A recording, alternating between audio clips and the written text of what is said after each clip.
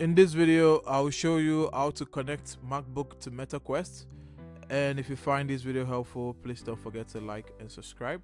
The most common way to connect your MetaQuest 3 to your MacBook to transfer video files, screenshots, and other data is file transfer via USB.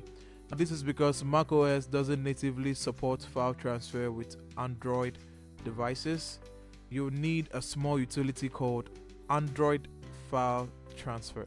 First step is to go to androidfiletransfer.com and you're going to download this software. Once you're done downloading it, you're going to connect your Quest 3 to your MacBook. You're going to turn on your MetaQuest 3 and you're going to connect it via a cable to your MacBook device. Now you need to ensure that this cable is good enough for file transfer and not just for only charging. Now the next step is to allow data access inside of your MetaQuest.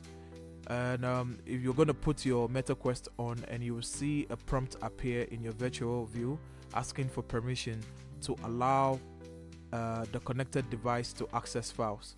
Now you must select allow to proceed. If you don't see this, you need to try unplugging and replugging the cable again.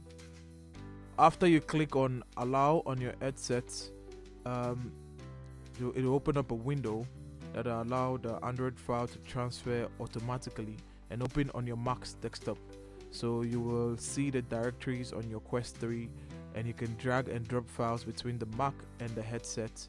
Just like any other external drive, your recorded videos and screenshots are typically found on the Oculus, and then you go to video shots or screenshots.